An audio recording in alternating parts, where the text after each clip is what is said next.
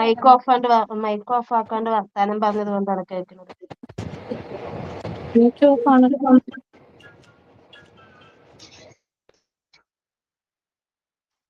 Good afternoon. Good afternoon, ma'am. Good afternoon, ma'am. Good afternoon, ma'am. Okay.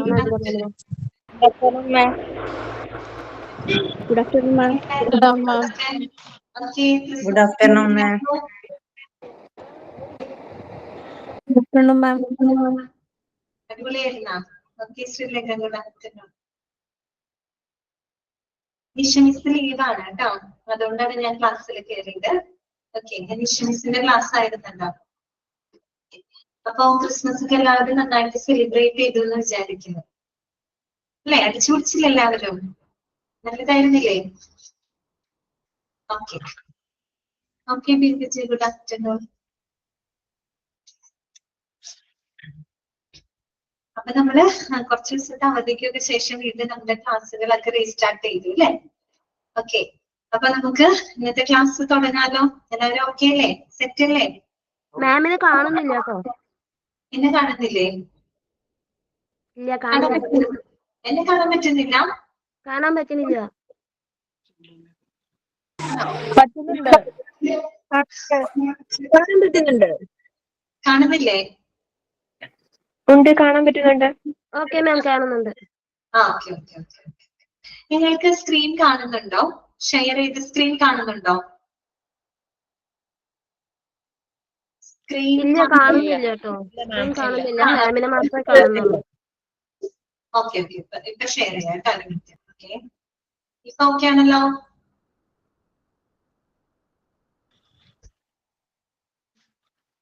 ഇപ്പൊ screen കാണുന്നുണ്ടല്ലോ അല്ലെ?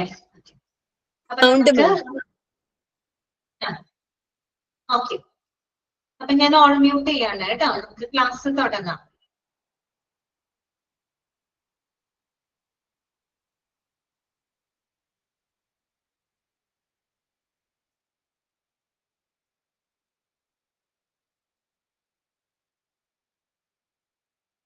നമ്മള് ഏറ്റവും ലാസ്റ്റത്തെ ക്ലാസ്സില് നമ്മൾ പറഞ്ഞു നിർത്തിയത് എൻഡോക്രൈനോളജി വരെയാണ് നമ്മൾ പറഞ്ഞു നിർത്തിയത്. ഓക്കെ, അപ്പൊ എൻഡോക്രൈൻ സിസ്റ്റത്തെ പറ്റി നമ്മൾ പറഞ്ഞു. എൻഡോക്രൈൻ സിസ്റ്റത്തിനകത്ത് ഉൾപ്പെടുന്ന ഓർഗൻസുകൾ നമ്മൾ പരിചയപ്പെട്ടു അല്ലെ? കഴിഞ്ഞ ദിവസം നമ്മൾ ചെറിയൊരു പിക്ചർ ഒക്കെ കാണിച്ചു തന്നിരുന്നു. ഓർമ്മയുണ്ടോ അത്? ഓക്കെ, എൻഡോക്രൈൻ ഗ്ലാൻസ് അല്ലെ? എൻഡോക്രൈൻ സിസ്റ്റത്തിനകത്ത് വരുന്ന ഗ്ലാൻസുകൾ ഏതൊക്കെയാന്നുള്ളത് നമ്മൾ കണ്ടു അല്ലെ? ഓക്കെ, ഇനി അതുമല്ലെങ്കിൽ നിങ്ങൾ ഗൂഗിൾ ചെയ്ത് നോക്കിയാൽ കിട്ടും കേട്ടോ. ഗൂഗിൾ ചെയ്ത് നോക്കിയാൽ മതി. എൻഡോക്രൈൻ സിസ്റ്റം അടിച്ചു കൊടുത്തു കഴിഞ്ഞാൽ നിങ്ങൾക്ക് തന്നെ കറക്റ്റ് ആയിട്ട് അതിന് കാണാൻ പറ്റും കേട്ടോ. അപ്പൊ അത് പ്രത്യേകം നോട്ട് ചെയ്ത് വെക്കണം കേട്ടോ. എൻഡോക്രൈൻ സിസ്റ്റത്തിനകത്ത് വരുന്ന ഗ്ലാൻസുകൾ ഏതൊക്കെയാണെന്ന് നോക്കി വെക്കണം. ആ ഗ്ലാൻസുകളിലെ ചിലപ്പോൾ ഗ്ലാൻഡിന്റെ പേര് തരും, എന്നിട്ട് അതുമായിട്ട് ബന്ധപ്പെട്ട ഇഷ്യൂസ് ഏത് ഡിപ്പാർട്ട്മെന്റിലാണ് ഹാൻഡിൽ ചെയ്യുന്നതെന്ന് നിങ്ങളോട് ചോദിക്കും കേട്ടോ. ഓക്കെ, അതുവരെ നമ്മൾ പറഞ്ഞു കഴിഞ്ഞതാണ്. ഇനി നമുക്ക് നെക്സ്റ്റ് നോക്കാനുള്ള ഡിപ്പാർട്ട്മെന്റ് ജെറിയാട്രിക്സ് ഡിപ്പാർട്ട്മെന്റ് ആണ് കേട്ടോ. ഇതാണ് ജെറിയാട്രിക്സ് ഡിപ്പാർട്ട്മെന്റ്. എന്താണ് ജെറിയാട്രിക്സ് ഡിപ്പാർട്ട്മെന്റ് എന്ന് പറഞ്ഞു കഴിഞ്ഞാല്? ജെറിയാട്രിക്സ് നമ്മൾ തുടക്കം പറഞ്ഞിരുന്നു. എന്തായിരുന്നു? ഓർമ്മയുണ്ടോ? ജെറിയാട്രിക്സ് ഡിപ്പാർട്ട്മെന്റ് നമ്മൾ പറഞ്ഞിരുന്നല്ലോ. ജെറിയാട്രിക്സ് തുടക്കം നമ്മൾ പറഞ്ഞല്ലോ. പേഷ്യന്റ് സ്റ്റൊമക് ആണോ? ജെറിയാട്രിക്സ് സ്റ്റൊമക് ആണോ? അല്ലല്ലോ, പിന്നെന്താണ്? Old age. Okay, very good, correct ആണ് കേട്ടോ Sreelekha. Aged. Okay okay, aged ആയിട്ടുള്ള ആളുകൾ അല്ലെ? അതായത് വാർദ്ധക്യ സഹജമായിട്ടുള്ള അല്ലെ? വാർദ്ധക്യ സഹജമായിട്ടുള്ള പ്രായാധിക്യം മൂലം ഉണ്ടാകുന്ന പ്രശ്നങ്ങൾ അല്ലെ? പ്രത്യേകിച്ച് ഓൾഡ് ഏജ്ഡ് ആയിട്ടുള്ള ആളുകൾക്ക് അല്ലെ? അവരുടെ ചികിത്സാ വിഭാഗമാണ് ജെറിയാട്രിക്സ് എന്ന് പറയുന്നത് അല്ലെ? ഓൾഡ് ഏജ്ഡ് ആയിട്ടുള്ള ആളുകൾക്ക് വാർദ്ധക്യ സഹജമായിട്ടുള്ള പ്രശ്നങ്ങൾ കൈകാര്യം ചെയ്യുന്ന ഒരു വിഭാഗമാണ് ജെറിയാട്രിക്സ് എന്ന് പറയുന്നത്. സ്റ്റൊമക്കുമായിട്ട് ബന്ധപ്പെട്ട വിഭാഗം ഏതാണ്? ഗൈസ്ട്രോ എൻട്രോളജി ആണ് അല്ലെ? ഓക്കെ, അതാണ് ഗൈസ്ട്രോ എൻട്രോളജി എന്ന് പറയുന്നത്. പേജ് നമ്പർ ആരെങ്കിലും ഒന്ന് മെൻഷൻ ചെയ്യാമോ? പേജ് നമ്പർ ഞങ്ങൾക്ക് അറിയില്ല. അവിടെ PDF ആയിട്ട് കിടക്കുന്നേ 16 ആണോ? ഓക്കെ, 16 ആണ് കേട്ടോ പേജ് നമ്പർ. എല്ലാവരും ടെക്സ്റ്റ് ബുക്ക് ഒക്കെ മേടിച്ചോ? എല്ലാവർക്കും കിട്ടിയോ ടെക്സ്റ്റ് ബുക്ക്? ഞാനത് ചോദിക്കാൻ വിട്ടുപോയി. കിട്ടിയില്ലേ? ഓക്കെ ഓക്കെ, കുറച്ചു പേർക്ക് കിട്ടിയിട്ടില്ല, കുറച്ചു പേർക്ക് കിട്ടിയിട്ടുണ്ട് അല്ലെ? കിട്ടാത്തവര് എത്രയും പെട്ടെന്ന് ഓർഡർ ഒക്കെ കൊടുത്തിട്ടുണ്ടെന്ന് വിചാരിക്കുന്നു കേട്ടോ. ടെക്സ്റ്റ് ഇല്ലാതെ നമുക്ക് എന്തായാലും പഠിക്കാൻ പറ്റില്ല, ടെക്സ്റ്റ് മേടിക്കണം കേട്ടോ. ഓക്കെ ശരി. അപ്പോ ജെറിയാട്രിക്സ് ഡിപ്പാർട്ട്മെന്റ് ആണ് ഇനി നമ്മൾ പഠിക്കാനായിട്ട് പോകുന്നത് കേട്ടോ. അപ്പൊ ശ്രദ്ധിക്കാം. This department is usually equipped with doctors specialised in geriatric medicine, since the elderly suffer from a wide range of illnesses and seek treatment for. അല്ലെ, അതായത് ഈ ഒരു ഡിപ്പാർട്ട്മെന്റ് എന്ന് പറഞ്ഞു കഴിഞ്ഞാല് ജെറിയാട്രിക് മെഡിസിനിൽ സ്പെഷ്യലൈസ്ഡ് ആയിട്ടുള്ള ഡോക്ടേഴ്സ് ആണ് എന്ന് പറഞ്ഞു കഴിഞ്ഞാല് വാർദ്ധക്യ സഹജമായിട്ടുള്ള പ്രശ്നങ്ങള് കൈകാര്യം ചെയ്യുന്നതില് വിദഗ്ധരായിട്ടുള്ള സ്പെഷ്യലൈസ്ഡ് ആയിട്ടുള്ള ഡോക്ടേഴ്സ് എല്ലാം എക്യുപ്ഡ് ആയിട്ടുള്ള അങ്ങനെയുള്ള വിഭാഗമാണ് ജെറിയാട്രിക്സ് എന്ന് പറയുന്നത്. നമുക്കറിയാം പ്രായം ചെല്ലുന്തോറും എന്താണ് ഒരുപാട് അസുഖങ്ങൾ അവർക്ക് ഉണ്ടായിരിക്കും അല്ലെ. Elderly സഫേഴ്സ് A wide range of illnesses അല്ലെ. അതെ, അവർ പ്രായം ചെല്ലുന്തോറും നമുക്ക് ഒരുപാട് അസുഖങ്ങളൊക്കെ വരും അല്ലെ. അപ്പൊ അത്തരം അസുഖങ്ങൾക്കുള്ള ചികിത്സയാണ് ഈ ഒരു വിഭാഗത്തിൽ പ്രൊവൈഡ് ചെയ്യുന്നത്. അപ്പൊ എന്തൊക്കെ അസുഖങ്ങൾക്കുള്ള ട്രീറ്റ്മെന്റുകളാണ് ഈ ഒരു ഡിപ്പാർട്ട്മെന്റ് പ്രൊവൈഡ് ചെയ്യുന്നത് നമുക്ക് നോക്കാം. ഇവിടെ ഒരു ലിസ്റ്റ് ഓഫ് ഡിസീസസ് കൊടുത്തിട്ടുണ്ട് നിങ്ങളുടെ ടെക്സ്റ്റിലുള്ളത്, അത് മാത്രം നിങ്ങൾ പഠിച്ചാൽ മതി കേട്ടോ. അപ്പൊ എന്തൊക്കെ കാര്യങ്ങൾക്കുള്ള ചികിത്സകളാണ് നോക്കി. ഒന്ന് സ്ട്രോക്ക് അല്ലെ, സ്ട്രോക്ക് പക്ഷാഘാതം എന്ന് പറയും അല്ലെ. അപ്പൊ നമുക്ക് ചിലപ്പോൾ കേൾക്കുമ്പോൾ തോന്നും സ്ട്രോക്ക് എന്ന് പറയുന്നത് ഇപ്പൊ പ്രായം ചെയ്യുന്ന ആളുകൾക്ക് മാത്രമല്ലല്ലോ വരുന്നേ അല്ലെ, ചെറുപ്പക്കാരായിട്ടുള്ള ആളുകൾക്കും ഇപ്പൊ വരുന്നുണ്ട്. ഇന്നത്തെ കാലത്ത് അങ്ങനെയാണ് അല്ലെ. പണ്ടെന്നൊക്കെ പറയുമ്പോൾ സ്ട്രോക്ക് എന്ന് പറയുമ്പോൾ ഒരു പ്രായം കഴിയുമ്പോൾ നല്ലൊരു ഏജ്ഡ് ആയിട്ടുള്ള ആളുകളിലൊക്കെയാണ് സ്ട്രോക്ക് പൊതുവെ വരാറുള്ളത്, അങ്ങനെയാണ്. പക്ഷെ ഇന്നത്തെ കാലഘട്ടമൊക്കെ മാറിയില്ല. ഇന്നത്തെ ചെറുപ്പക്കാർക്കൊക്കെ എന്ത് വരുന്നുണ്ട്, സ്ട്രോക്ക് വരുന്നുണ്ട് അല്ലെ. അപ്പൊ നമുക്കത് പൂർണ്ണമായിട്ട് അങ്ങനെ പറയാൻ പറ്റില്ല, എങ്കിലും നമ്മുടെ ടെക്സ്റ്റിൽ എന്താണോ കൊടുത്തിരിക്കുന്നത് അത് നോക്കാം കേട്ടോ. ഇപ്പൊ സ്ട്രോക്ക് അറിയാലോ, പക്ഷാഘാതം അല്ലെ. ഇപ്പൊ നമ്മുടെ ബ്രെയിനിലേക്കുള്ള ഈ പറയുന്ന രക്തം അല്ലെ, ബ്ലഡ് വല്ല ക്ലോട്ട് ആവുകയോ അല്ലെങ്കിൽ ബ്ലഡിന്റെ ഫ്ലോ കുറയുമ്പോഴൊക്കെ വരുന്നൊരു അവസ്ഥയാണ് അല്ലെ പക്ഷാഘാതം, സ്ട്രോക്ക് എന്ന് പറയുന്നത് അല്ലെ. കറക്റ്റ് സമയത്ത് നമ്മൾ ട്രീറ്റ്മെന്റ് കൊടുത്തിട്ടില്ല എന്നുണ്ടെങ്കിൽ എന്ത് സംഭവിക്കും? പേഷ്യന്റ് പാരലൈസ് ചെയ്തു പോകും അല്ലെ, തളർന്നു പോകും. ചില ആളുകളുടെ ഒരു സൈനൊക്കെ തളർന്നു പോകും അല്ലെ. ഓക്കെ, അപ്പൊ അങ്ങനെയുള്ളൊരു അസുഖമാണ് അല്ലെ സ്ട്രോക്ക്. ഓക്കെ, പിന്നെ വരുന്നത് എന്താണ്? Gastro enterology. നമ്മൾ വേറൊരു ഡിപ്പാർട്ട്മെന്റ് ആയിട്ട് തന്നെ പഠിക്കുന്നുണ്ട് കേട്ടോ. ഗാസ്ട്രോ എൻട്രോളജി എന്ന് കേൾക്കുമ്പോൾ തന്നെ നിങ്ങൾക്കറിയാം ഗാസ്ട്രോ അല്ലെ, ഗാസ്ട്രിക് എന്നൊക്കെ പറയുന്നത് എന്താണ്? സ്റ്റൊമക്ക് സംബന്ധമായിട്ട്, ആമാശയ സംബന്ധമായിട്ട്, അല്ലെങ്കിൽ നമുക്ക് ഡൈജസ്റ്റീവ് അല്ലെ, നമ്മുടെ ദഹന സംബന്ധമായിട്ട് വരുന്ന ഇഷ്യൂസുകൾ പ്രായം ചെയ്യുന്ന ആളുകൾക്ക് കൂടുതലായിരിക്കും. കാര്യം എന്താണ്? പ്രായം കൂടുന്തോറും ഡൈജസ്റ്റീവ് സിസ്റ്റത്തിന്റെ ആ ഒരു എഫിഷ്യൻസി ഒക്കെ കുറയും അല്ലെ. പണ്ടത്തെ പോലെ ഭക്ഷണം കഴിച്ചാൽ ദഹിക്കാനും അല്ലെ ഈ പറയുന്ന ബുദ്ധിമുട്ടുകളൊക്കെ അവർക്ക് ഉണ്ടായിരിക്കും. അപ്പൊ അങ്ങനെയുള്ള പ്രോബ്ലംസ് ഗാസ്ട്രോ എൻറ്ററോളജി. പിന്നെന്താണ്? ഡയബറ്റീസ് അല്ലെ, പ്രമേഹം. അപ്പോഴും നമ്മൾ ചിന്തിക്കും പ്രമേഹം എന്ന് പ്രായമുള്ള ആളുകൾക്ക് മാത്രമല്ല അല്ലെ, പ്രായമുള്ളവരെക്കാൾ കൂടുതൽ അങ്ങനെയുള്ളവർക്ക് വരുന്ന ചെറുപ്പക്കാർക്കുണ്ട്, ഇഷ്ടംപോലെ ആളുകൾക്കുണ്ട് അല്ലെ. ഓക്കെ, ഡയബറ്റീസ്, പ്രമേഹം. പിന്നെന്താണ്? ലോക്കോമോട്ടേഴ്സ് പ്രോബ്ലംസ് അല്ലെ. ലോക്കോമോട്ടേഴ്സ് പ്രോബ്ലംസ് എന്ന് പറഞ്ഞാൽ എന്താ ഉദ്ദേശിക്കുന്നത്? ലോക്കോമോട്ടേഴ്സ് പ്രോബ്ലംസ് മൂവ്മെന്റ് സംബന്ധമായിട്ടുള്ള പ്രശ്നങ്ങൾ അല്ലെ, ചലന സംബന്ധമായിട്ട് വരുന്ന പ്രശ്നങ്ങള്, വൈകല്യങ്ങള്. ഇപ്പൊ പ്രായം ചെയ്യുമ്പോ അവര് ചെറുപ്പം ഉണ്ടായിരുന്ന സമയത്ത് പോലെ ഓടാനും ചാടാനും ഒക്കെ അവർക്ക് സാധിക്കുമോ? ഇല്ല അല്ലെ. പ്രായം കൂടുതൽ എന്ത് സംഭവിക്കും? നമ്മളുടെ ആ ഒരു ലോക്കോമോട്ടീവ്സ് ഇഷ്യൂസ് വരും അല്ലെ. നമുക്ക് ചലന പണ്ടത്തെ പോലെ നമുക്ക് ചിലപ്പോ ഓടാനോ ചാടാനോ ഒന്നിനും നമുക്ക് സാധിക്കില്ല അല്ലെ. അങ്ങനെ ഒരു സാഹചര്യത്തിലോട്ട് വരും അല്ലെ. അപ്പൊ അതൊക്കെ എന്താണ്? ലോക്കോമോട്ടേഴ്സ് പ്രോബ്ലംസ് ആണ്. ദാറ്റ് മീൻസ് ചലന സംബന്ധമായിട്ട്, മൂവ്മെന്റ് സംബന്ധമായിട്ട് വരുന്ന പ്രശ്നങ്ങള് അല്ലെ. പിന്നെ എന്തൊക്കെയാണ്? സിൻകോപ്പ്. എന്താണ് സിൻകോപ്പ് എന്ന് പറഞ്ഞു കഴിഞ്ഞാല്? സിൻകോപ്പ് എന്താണ്? ബോധക്ഷയമാണ് കേട്ടോ. എന്താണ്? ബോധക്ഷയം. അതെ, തലകറക്കം അല്ലെ, അതൊക്കെ കറക്റ്റ് ആണ്.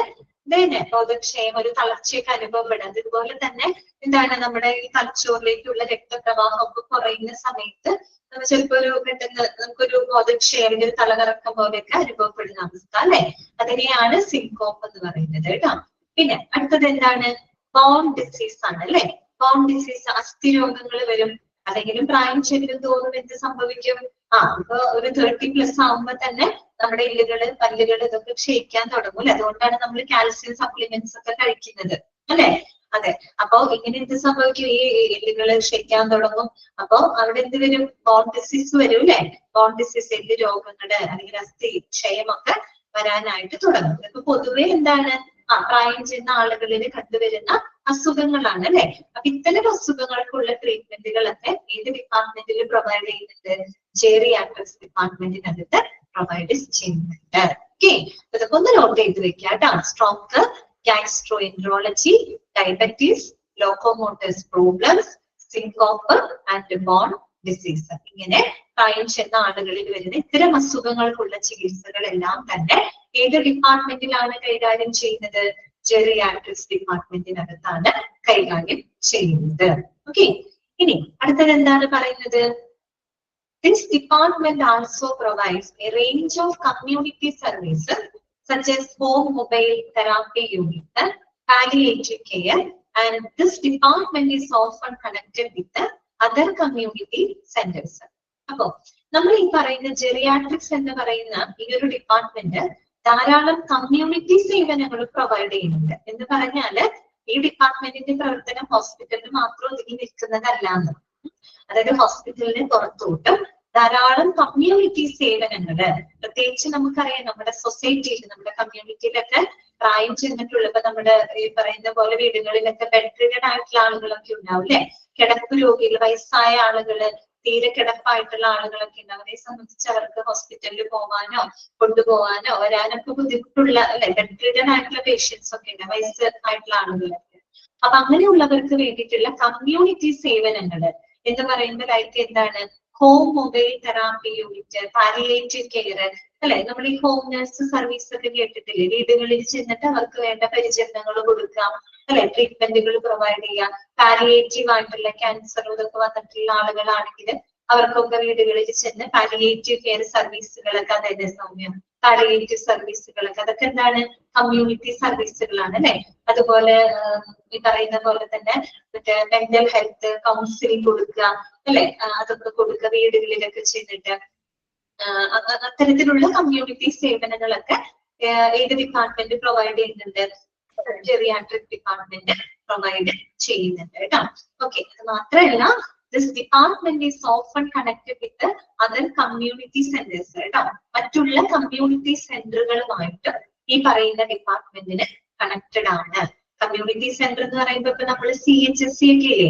കമ്മ്യൂണിറ്റി ഹെൽത്ത് സെന്റർ, അതുപോലെ FHSC ഫാമിലി ഹെൽത്ത് സെന്റർ, കുടുംബാരോഗ്യ കേന്ദ്രം, ഇങ്ങനെയൊക്കെ നിങ്ങൾ കേട്ടിട്ടില്ല? ഇത്തരത്തിലുള്ള നമ്മുടെ കമ്മ്യൂണിറ്റി സെന്ററുകൾ, അതുപോലെ റീഹാബിലിറ്റേഷൻ സെന്ററുകൾ ഉണ്ടായിരിക്കും. ഓക്കെ, അപ്പൊ ഇത്തരത്തിലുള്ള പോലെ ഈ പറയുന്ന പോലെ സീനിയർ സിറ്റിസൺ ക്ലബുകള്, അത്തരത്തിലുള്ള സെന്ററുകൾ, അതൊക്കെ ഒരു കമ്മ്യൂണിറ്റി സെന്ററുകളാണ്. അത്തരം സെന്ററുകളുമായിട്ടും ഈ പറയുന്ന ഡിപ്പാർട്ട്മെന്റിന് കണക്ഷൻ ഉണ്ടാവും. അവരുമായിട്ടൊക്കെ കൊളാബറേറ്റ് ചെയ്തുകൊണ്ടാണ് അവർ എന്ത് ചെയ്യുന്നത്? നമ്മുടെ പറയുന്ന കമ്മ്യൂണിറ്റി സർവീസുകൾ കൊടുക്കുന്നത്. എന്ന് വെച്ചാൽ അവരുടെ സേവനം ഹോസ്പിറ്റലിൽ മാത്രം ഒതുങ്ങുന്നതല്ല. ഹോസ്പിറ്റലിൽ വരാൻ കഴിയാത്ത പ്രായം ചെന്ന ആളുകളൊക്കെ വീടുകളിൽ ഉണ്ടെങ്കിൽ അവർക്കൊരു ട്രീറ്റ്മെന്റ് പ്രൊവൈഡ് ചെയ്യാനും അവർക്ക് വേണ്ട ആ ഒരു സപ്പോർട്ടും മറ്റൊക്കെ കൊടുക്കുന്നതിനായിട്ട് ജെറിയാട്രിക് ഡിപ്പാർട്ട്മെന്റ് പ്രവർത്തിക്കുന്നുണ്ട്. ഓക്കെ, ഇത്രയേ ഉള്ളൂ കേട്ടോ. വളരെ സിമ്പിൾ ആയിട്ടുള്ള കാര്യങ്ങളാണ് പറഞ്ഞത്. ഓക്കെ ആണോ? മനസ്സിലായോ? ഇനി മറക്കരുത് കേട്ടോ. ജെറിയാട്രിക്സ് ഡിപ്പാർട്ട്മെന്റ് എന്ന് പറയുമ്പോൾ സ്റ്റൊമക്കുമായിട്ട് ബന്ധപ്പെട്ടതല്ല, പകരം ഓൾഡ് ഏജ്ഡ് ആയിട്ടുള്ള ആളുകളാണ് കേട്ടോ. വാർദ്ധക്യ സഹജമായിട്ടുള്ള പ്രായാധിക്യം മൂലം ഉണ്ടാകുന്ന അസുഖങ്ങള്, ഇത്തരം അസുഖങ്ങളിലൊക്കെ എന്താ പറയാ ചികിത്സിക്കുന്ന വിഭാഗമാണ്. ജസ്റ്റ് വേണമെങ്കിൽ ഒന്ന് വായിച്ചു നോക്കിക്കോളൂ കേട്ടോ. ജെറിയാട്രിക്സ് ഒന്ന് ജസ്റ്റ് ഒന്ന് വായിച്ചു നോക്കിക്കോളൂ.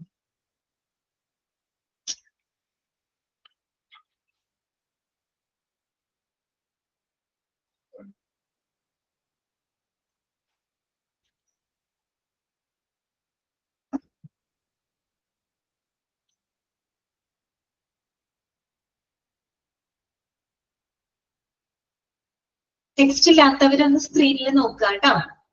സ്ക്രീനിലൊക്കെ നോക്കുക കേട്ടോ. എന്നിട്ടൊന്ന് ജസ്റ്റ് ഒന്ന് വായിച്ച് മനസ്സിലാക്കി വെക്കാം. നെക്സ്റ്റ് ഡിപ്പാർട്ട്മെന്റ് പറയാലോ?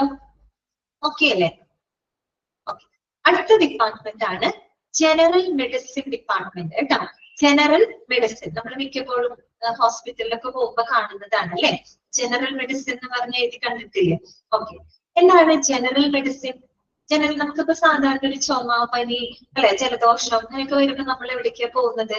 ജനറൽ മെഡിസിൻ വിഭാഗത്തിലോട്ടാണ് പോകുന്നത് അല്ലെ. ഓക്കെ, അപ്പൊ ആ ഒരു ഡിപ്പാർട്ട്മെന്റ് ആണ് കേട്ടോ.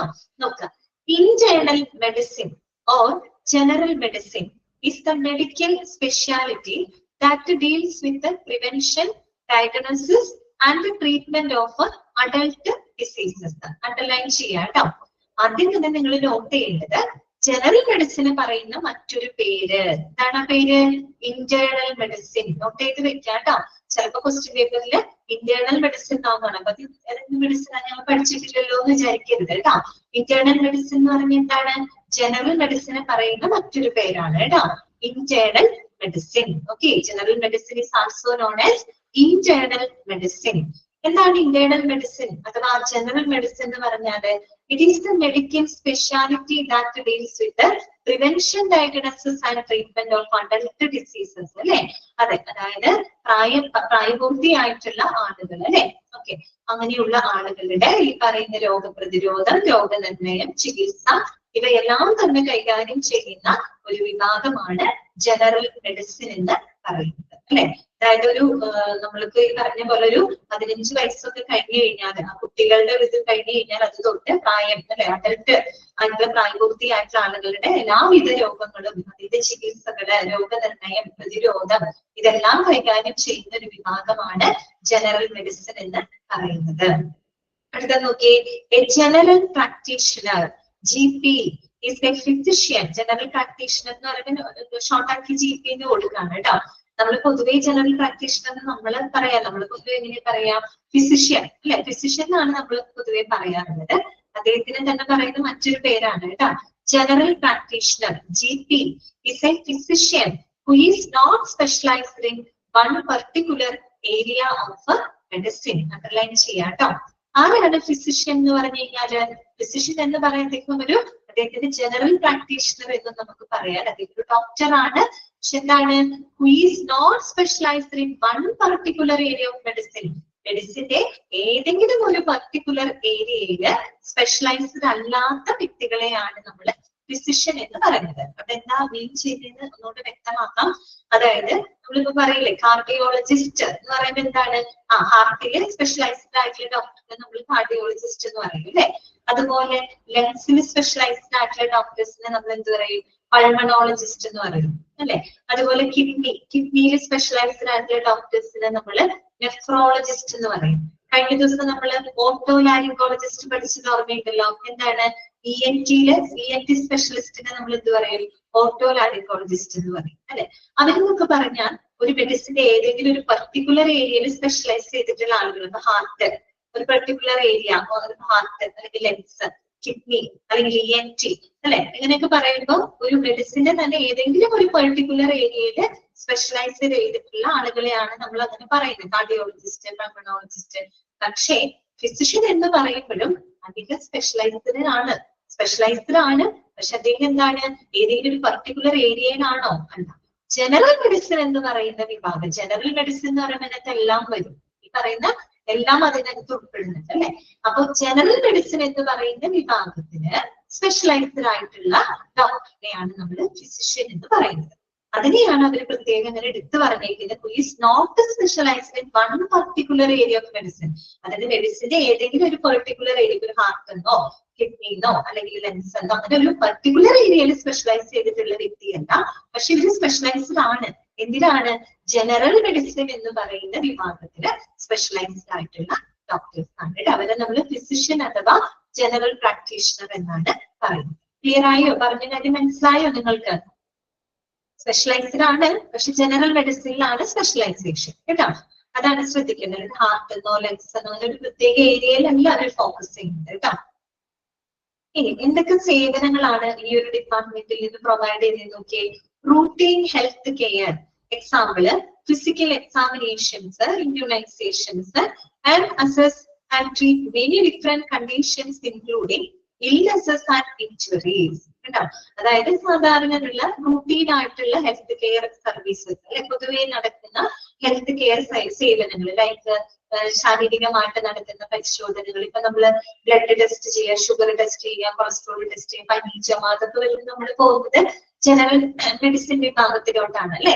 അപ്പൊ അങ്ങനെയുള്ള ഫിസിക്കൽ എക്സാമിനേഷൻസ്, അതുപോലെ ഇമ്മ്യൂണൈസേഷൻസ്, നമ്മൾ ഈ എന്താണ് കുത്തിവയ്പ്പുകള് അല്ലെ, വാക്സിനേഷൻ കാര്യങ്ങളൊക്കെ ചെയ്യാറുണ്ട് അല്ലെ. അപ്പൊ അത്തരത്തിലുള്ള ഇമ്മ്യൂണൈസേഷൻ, അങ്ങനെയുള്ള റൂട്ടീൻ ആയിട്ടുള്ള ഹെൽത്ത് കെയർ സേവനങ്ങളും അതുപോലെ തന്നെ പല രീതിയിലുള്ള പല കണ്ടീഷൻസുകള്, ഇഞ്ചുറീസ് ആവാം, അസുഖങ്ങള്, രോഗങ്ങള്, മുറിവുകള് ഉൾപ്പെടെയുള്ള പല വിധത്തിലുള്ള കണ്ടീഷൻസുകളെ എല്ലാം തന്നെ അസസ് ചെയ്യുന്ന, ട്രീറ്റ് ചെയ്യുന്ന ഒരു വിഭാഗമാണ് ജനറൽ മെഡിസിൻ എന്ന് പറയുന്നത്. ഓക്കെ, ഇനി നമ്മൾ ഫിസിഷ്യനെ പറ്റി പറഞ്ഞല്ലോ. അദ്ദേഹത്തിന്റെ ഒരു ക്വാളിഫിക്കേഷൻ ആണ് അവിടെ കൊടുത്തിരിക്കുന്നത് കേട്ടോ. MBBS വിത്ത് MD. MD എന്തിലാണ് നോക്കിയേ? ജനറൽ മെഡിസിൻ കേട്ടോ. Is usually A general physician എന്ന് പറഞ്ഞു. ഫിസിഷ്യൻ എന്ന് പറഞ്ഞ സ്പെഷ്യലൈസ്ഡ് ആണ് അദ്ദേഹം. അദ്ദേഹം ജനറൽ മെഡിസിൻ, നമ്മൾ MBBS എന്ന് പറയുമ്പോൾ ഒരു ഗ്രാജുവേഷൻ ലെവലാണ്. MD ചെയ്യാന്ന് പറയുമ്പോൾ പോസ്റ്റ് ഗ്രാജുവേഷൻ, അതിലവര് MD ചെയ്യാന്ന് പറയുമ്പോൾ സ്പെഷ്യലൈസ്ഡ് ആണ് അവര്, സ്പെഷ്യലൈസേഷൻ ആണ് അവര് ചെയ്യുന്നത്. അപ്പൊ ഇദ്ദേഹം MD സ്പെഷ്യലൈസ്ഡ് എന്തിനാണ്? ജനറൽ മെഡിസിനിലാണ് സ്പെഷ്യലൈസ് ചെയ്യുന്നത് കേട്ടോ. അങ്ങനെയുള്ള ഡോക്ടറിനെ നമുക്ക് എന്ത് പറയാം? ഫിസിഷ്യൻ എന്ന് പറയാം, അഥവാ ജനറൽ പ്രാക്ടീഷണർ എന്ന് പറയും. ഓക്കെ, ക്ലിയർ ആണോ പറഞ്ഞത്? ഓക്കെ ആണോ?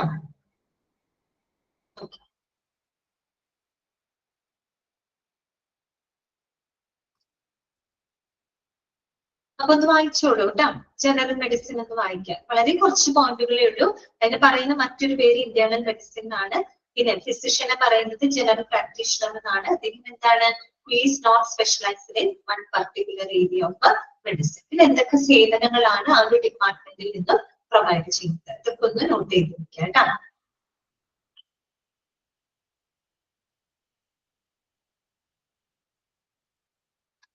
അടുത്ത ഡിപ്പാർട്ട്മെന്റിലോട്ട് പോവാം കേട്ടോ. നെക്സ്റ്റ് നമുക്ക് പഠിക്കാനുള്ള ഡിപ്പാർട്ട്മെന്റ് ആണ് ഗ്യാസ്ട്രോ എൻറ്ററോളജി. ഇതാണ് ഗ്യാസ്ട്രോ എൻറ്ററോളജി. ഇതാണ് നിങ്ങൾ പറഞ്ഞ സ്റ്റൊമക്കുമായിട്ട് ബന്ധപ്പെട്ട വിഭാഗം. ഗ്യാസ്ട്രോ അല്ലെ, ഗ്യാസ്ട്രിക് പ്രോബ്ലം എന്നൊക്കെ കേൾക്കുമ്പോൾ നമുക്ക് പെട്ടെന്ന് വരുന്നത് നമ്മുടെ ആമാശയം അല്ലെ, സ്റ്റൊമക്ക് ആണ് അല്ലെ. അതുപോലെ എൻറ്ററോ, എൻറ്ററോ എന്ന് കേൾക്കുമ്പോൾ എൻട്രോളജി, എൻറ്ററോ എന്നൊക്കെ കേൾക്കുമ്പോൾ എന്താണ്? കുടൽ സംബന്ധമായിട്ട്, വയറ് സംബന്ധമായിട്ടുള്ള കാര്യങ്ങളാണ് കേട്ടോ. ഓക്കെ, ചുരുക്കി പറഞ്ഞാല് എന്ത് പറയാ, നമുക്ക് അബ്ഡോമിനൽ റിലേറ്റഡ് ആയിട്ടുള്ള ഒരു വിഭാഗമാണ് അല്ലെ. ഉദര സംബന്ധമായിട്ടുള്ള, ആമാശയ സംബന്ധമായിട്ടുള്ള വിഭാഗം അല്ലെ. ഒരു തരത്തിൽ പറഞ്ഞ ഡൈജസ്റ്റീവ് സിസ്റ്റവുമായിട്ട് ബന്ധപ്പെട്ടത് അല്ലെ. ഓക്കെ, അതുമായിട്ട് ബന്ധപ്പെട്ട വിഭാഗമാണ് ഗ്യാസ്ട്രോ എൻറ്ററോളജി എന്ന് പറയുന്നത് കേട്ടോ. ഓക്കെ, അപ്പൊ നമുക്ക് അതൊന്ന് വായിക്കാം. This department deals with the abdominal related medicine. Underline ചെയ്യാട്ടോ. അപ്പൊ നിങ്ങളോട് ചോദിക്കാം, which department deals with the abdominal related medicine? Abdominal എന്ന് കേട്ട് കഴിഞ്ഞാൽ നിങ്ങളുടെ മനസ്സിലേക്ക് വരേണ്ട ഡിപ്പാർട്ട്മെന്റ് ഏതാണ്? ഗ്യാസ്ട്രോ എൻറ്ററോളജി ഡിപ്പാർട്ട്മെന്റ് ആണ്. ഓക്കെ, ഇനി അടുത്തത് നമ്മള് മറ്റേ ഇത് പഠിച്ചല്ലോ, എൻഡോക്രൈൻ സിസ്റ്റം അല്ലെ. എൻഡോക്രൈനോളജി പഠിച്ചപ്പോ നമ്മൾ അതിനകത്ത് ഉൾപ്പെടുന്ന കുറച്ച് ഓർഗൻസുകൾ പരിചയപ്പെട്ടു എന്നതുപോലെ ഇവിടെ നമുക്കുണ്ട് കേട്ടോ. ഇവിടത്തെ നിങ്ങൾ പരിചയപ്പെടണം. എന്താണ്? ഗ്യാസ്ട്രോ എൻറ്ററോളജി വിഭാഗത്തിൽ വരുന്നത്. ചുരുക്കി പറഞ്ഞാൽ നമ്മുടെ ഡൈജസ്റ്റീവ് സിസ്റ്റമായിട്ട് ബന്ധപ്പെട്ട് വരുന്ന ഓർഗൻസുകൾ ഏതൊക്കെയാണ് കേട്ടോ. അതിന്റെ ട്രീറ്റ്മെന്റുകളും അതുമായിട്ട് ബന്ധപ്പെട്ട രോഗങ്ങളുടെ ഡയഗ്നോസിസുമാണ് ഈ ഒരു ഡിപ്പാർട്ട്മെന്റിൽ കൈകാര്യം ചെയ്യുന്നത്.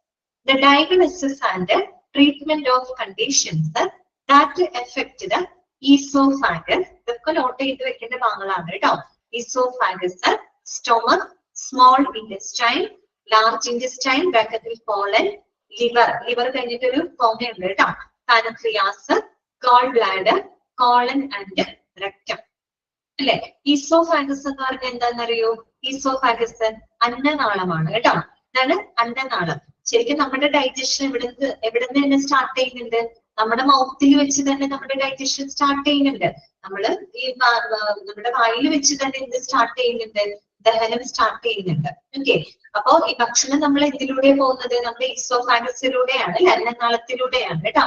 ഈസോഫാഗസ് എന്താണ്? അന്നനാളം. സ്റ്റൊമക്ക് എന്താ? അത് നേരെ എങ്ങോട്ടാ പോകുന്നത്? നമ്മുടെ സ്റ്റൊമക്കിലോട്ടാ പോകുന്നത് അല്ലെ, ആമാശയം അല്ലെ, ആമാശയം. പിന്നെ സ്മോൾ ഇൻറ്റസ്റ്റൈൻ എന്താണ്? ചെറുകുടലാണ് കേട്ടോ, ചെറുകുടല്. ലാർജ് ഇൻറ്റസ്റ്റൈൻ അറിയാലോ, വൻകുടല്.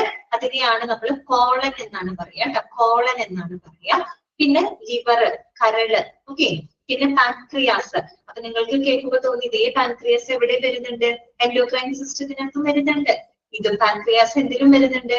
നമ്മുടെ ഗൈസ്ട്രോ എൻട്രോളജി വിഭാഗത്തിൽ വരുന്നത്. കാരണം നമ്മുടെ ഡൈജഷനിലും ഒരു പ്രധാനപ്പെട്ട പങ്ക് ആർക്കുണ്ട്? പാൻക്രിയാസിനുണ്ട്. ഓക്കെ. പാൻക്രിയാസ്. പിന്നെന്താണ്? ഗോൾ ബ്ലാഡർ, അല്ലെ? ഗോൾ ബ്ലാഡർ, പിത്തസഞ്ചി, പിത്താശയം എന്നൊക്കെ പറയും. പിന്നെ കോളൻ. കോളൻ എന്ന് പറഞ്ഞാൽ എന്ത് തന്നെയാണ്? ലാർജ് ഇൻഡസ്റ്റൈൻ ആണ്, വൻകുടലാണ് കേട്ടോ. ശരിക്കും പറഞ്ഞാല് നമ്മുടെ വൻകുടലില് 3 ഭാഗങ്ങളുണ്ട്. 3 ഭാഗമായിട്ടാണ് കിടക്കുന്നത്. 3 ഭാഗം എന്ന് പറയുമ്പോൾ അതിന്റെ എന്താണ്, ലാർജ് ഇൻഡസ്റ്റൈന്റെ തുടക്ക ഭാഗം ഉണ്ടല്ലോ, ബിഗിനിങ് ഭാഗം, അതിനെ നമ്മൾ സീക്കം എന്നാണ് പറയുക. സീക്കം എന്നാണ് പറയുക കേട്ടോ. പിന്നെ ഈ വൻകുടലിന്റെ മിഡിൽ പാർട്ട് ഉണ്ടല്ലോ, നടുക്കുള്ള മെയിൻ ഭാഗം, മേജർ പാർട്ട്, അതിനെയാണ് നമ്മൾ കോളൻ എന്ന് പറയുന്നത് കേട്ടോ. കോളൻ എന്നാണ് പറയുക. പിന്നെ ഈ വൻകുടലിന്റെ അവസാന ഭാഗം, അത് നേരെ പോകുന്നത് മലാശയത്തിലോട്ടാണ്. ഓക്കെ. അപ്പം ആ ഒരു അവസാന ഭാഗം ഉണ്ടല്ലോ, ലാർജ് ഇൻഡസ്റ്റൈൻ, അതിനെയാണ് നമ്മൾ റെക്റ്റം എന്ന് പറയുന്നത്. റെക്റ്റം എന്ന് പറഞ്ഞാൽ ശരിക്കും മലാശയം എന്നുള്ള അർത്ഥമാണ് കേട്ടോ. അത് വൻകുടലിന്റെ തന്നെ ഭാഗമാണ്, വൻകുടലിന്റെ അവസാന ഭാഗമാണ്, എൻഡിങ് പാർട്ട് ഓഫ് എന്താണ്, ലാർജ് ഇൻഡസ്റ്റൈൻ. ഇതിനെയാണ് നമ്മൾ റെക്റ്റം എന്ന് പറയുന്നത് കേട്ടോ. അറിഞ്ഞിരിക്കാൻ വേണ്ടി പറയാണ്. അപ്പൊ കോളൻ എന്ന് പറയുമ്പോൾ ശരിക്കും വൻകുടലിൽ തന്നെ, വൻകുടലിന്റെ ആ മിഡിൽ പാർട്ട് ഉണ്ടല്ലോ, മേജർ ഭാഗം, നടുക്കുള്ള ഭാഗത്തിന് കോളൻ എന്നും തുടക്കമുള്ള ഭാഗത്തിന് സീക്കം എന്നും അവസാനം വരുന്ന എൻഡിങ് പാർട്ട് ഓഫ് ലാർജ് ഇൻഡസ്റ്റൈനെയാണ് നമ്മൾ റെക്റ്റം, മലാശയം എന്ന് പറയുന്നത് കേട്ടോ. ഓക്കെ. അപ്പൊ ഞാനൊരു കാര്യം ചെയ്യാൻ, ഒരു പിക്ചർ നിങ്ങൾക്ക് കാണിച്ചു തരാം കേട്ടോ. അപ്പൊ നിങ്ങളുടെ മനസ്സിലുണ്ടാവും. ഓക്കെ. ഇവിടെ ഷെയർ ആവുമോ നോക്കട്ടെ കേട്ടോ. ഓക്കെ.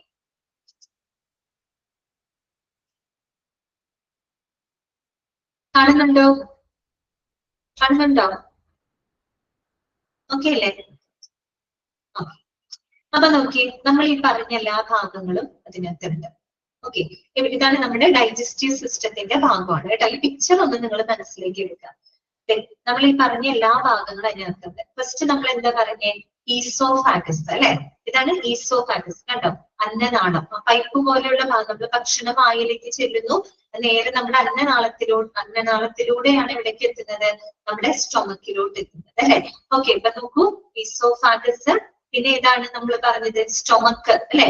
ആമാശയം, അല്ലെ? ആമാശയം. ഈ ആമാശയത്തിനകത്ത് ഒരുപാട് എന്നിട്ട് ഈ പറയുന്ന ദഹനരസങ്ങള് പ്രൊഡ്യൂസ് ചെയ്യുന്നുണ്ട്. അതുപോലെ നമ്മുടെ ലിവർ കണ്ടോ, ഇതാണ് നമ്മുടെ ലിവർ കേട്ടോ. ലിവർ കേട്ടോ. ആ ലിവറിനോട് ചേർന്ന് കിടക്കുന്ന ഭാഗമാണ് എന്ത്? ഗോൾ ബ്ലാഡർ എന്ന് പറയുന്നത് കേട്ടോ. നമ്മുടെ ഈ ലിവർ ഉത്പാദിപ്പിക്കുന്ന പിത്തരസം ഉണ്ടല്ലോ, പിത്തരസം, ബൈൽ എന്നൊക്കെ പറയും. ലിവർ ഉത്പാദിപ്പിക്കുന്ന ബൈലുണ്ട്.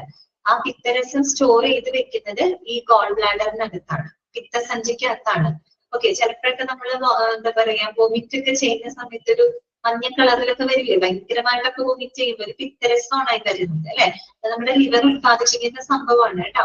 ലിവർ ഉത്പാദിപ്പിക്കുന്ന ബൈലുണ്ടല്ലോ, ആ ബൈലിനെ കളക്ട് ചെയ്ത് വെക്കുന്നത് ഈ ഗോൾ ബ്ലാഡറിനകത്താണ് കേട്ടോ. ഓക്കെ.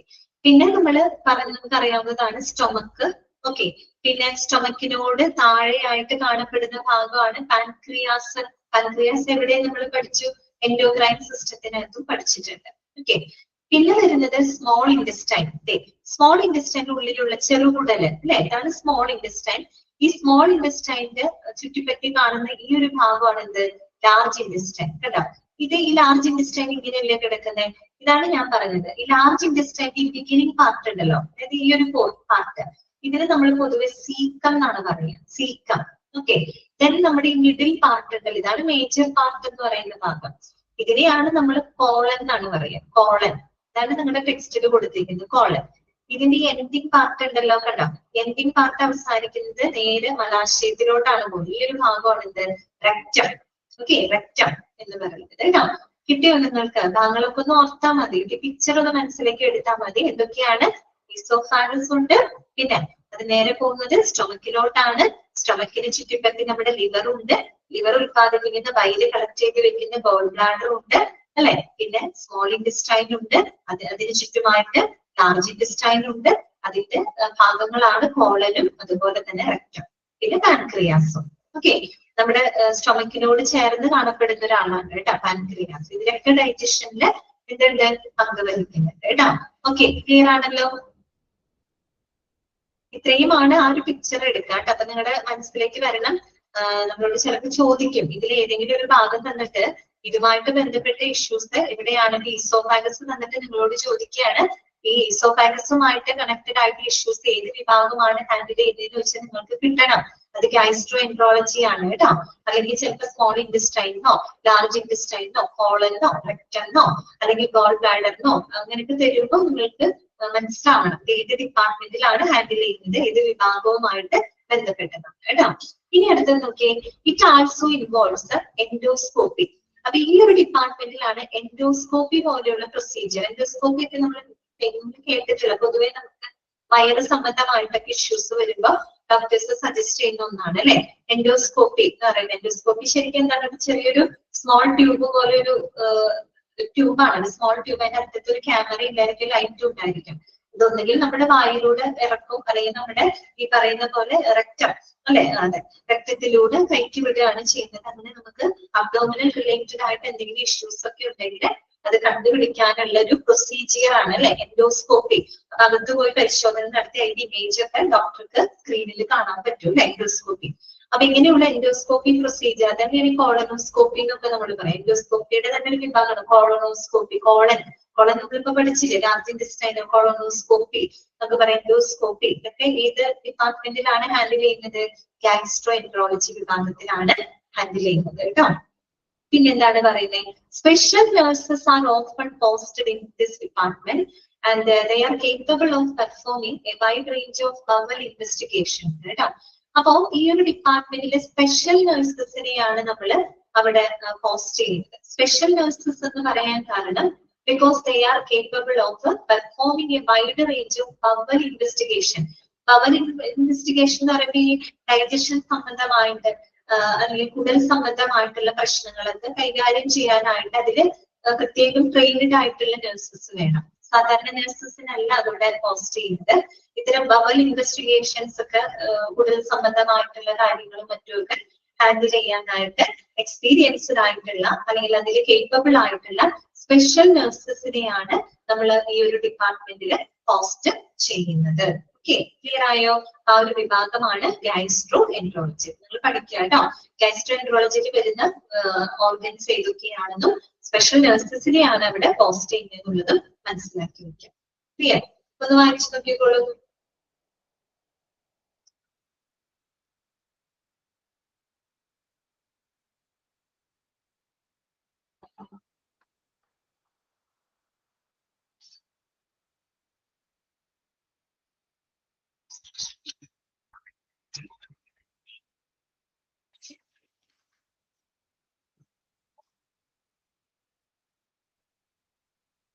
നെക്സ്റ്റ് ഡിപ്പാർട്ട്മെന്റ് ആണ് നമുക്ക് നോക്കാനുള്ളത്. വലിയതായിട്ട് കൊടുത്തിട്ടില്ല, ചെറിയൊരു ഇതാണ്, പക്ഷെ വളരെ ഇമ്പോർട്ടന്റ് ആണ് കേട്ടോ. ഹെപ്പറ്റോളജി ഒട്ടുമിക്കവർക്ക് അറിയുന്നുണ്ടാവും അല്ലെ. ഹെപ്പറ്റോളജി എന്തുമായിട്ട് ബന്ധപ്പെട്ട വിഭാഗമാണ്?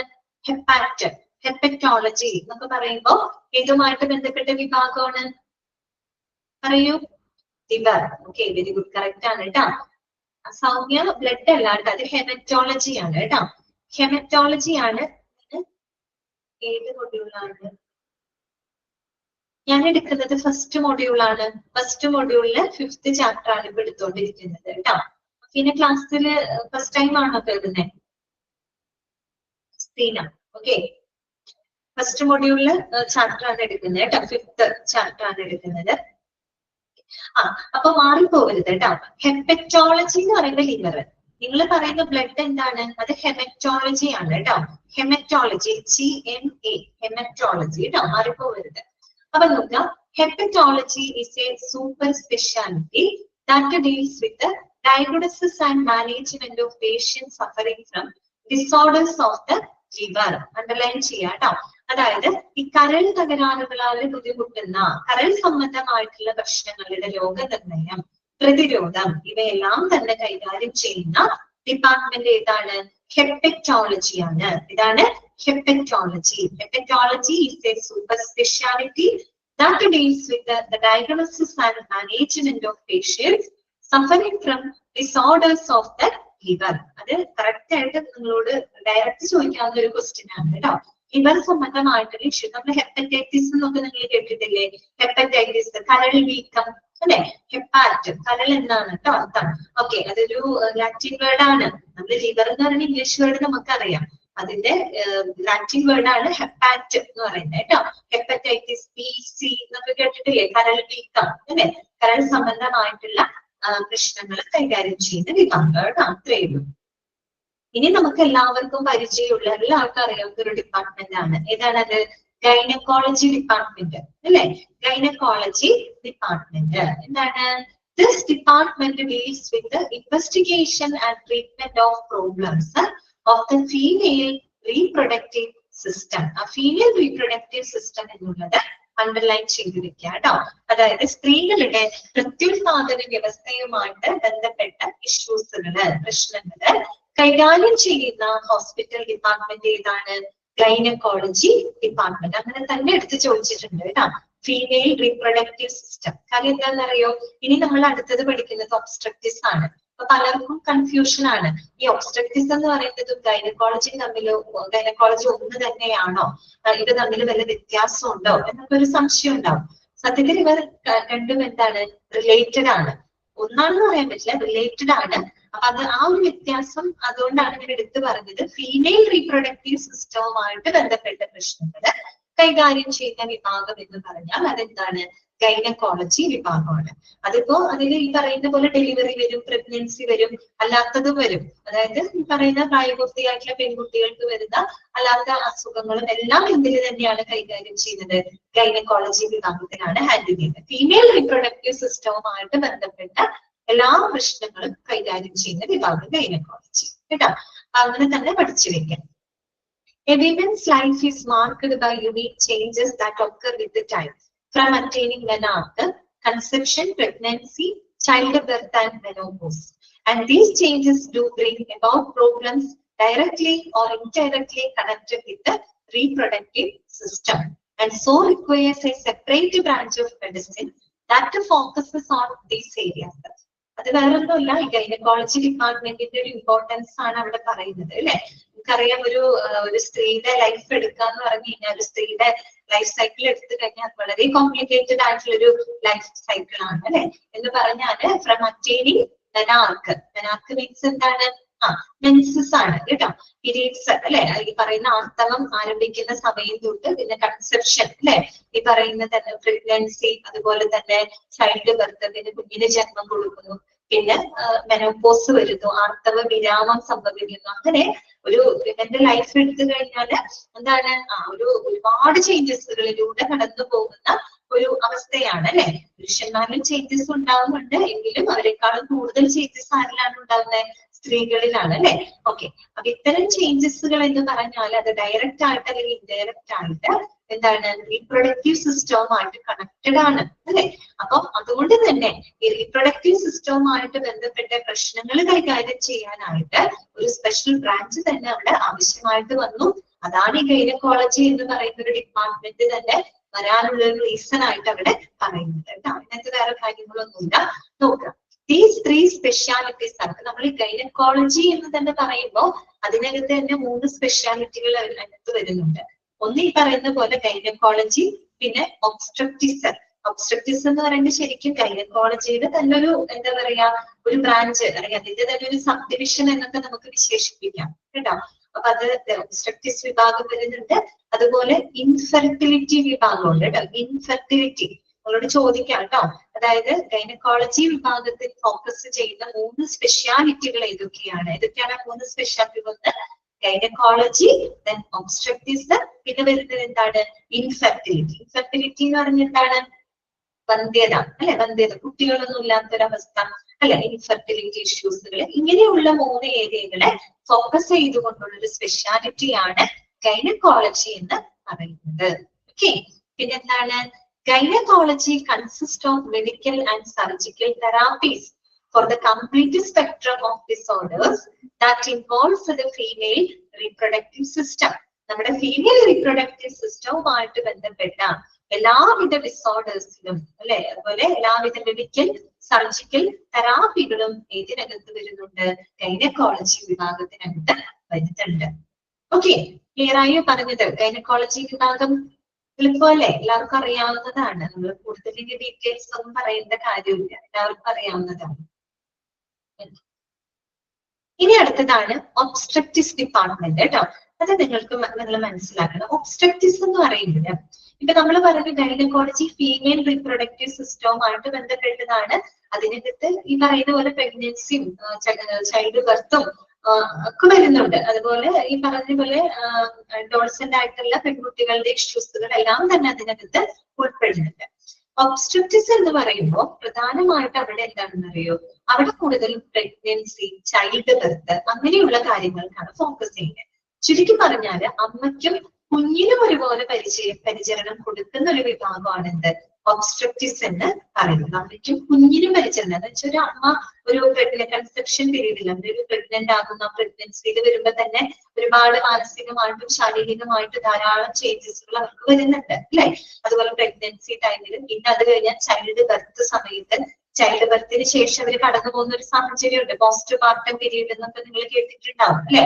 ഭയങ്കരമായിട്ടുള്ള ഒരു ഇമോഷണൽ ആയിട്ടൊക്കെ കടന്നു പോകുന്ന വളരെ ക്രൂഷ്യൽ ആയിട്ടുള്ള ഒരു പീരീഡാണ് ഈ ഒരു പോസ്റ്റ് പാർട്ടം പീരീഡ് എന്നൊക്കെ പറയുന്നത് അല്ലെ.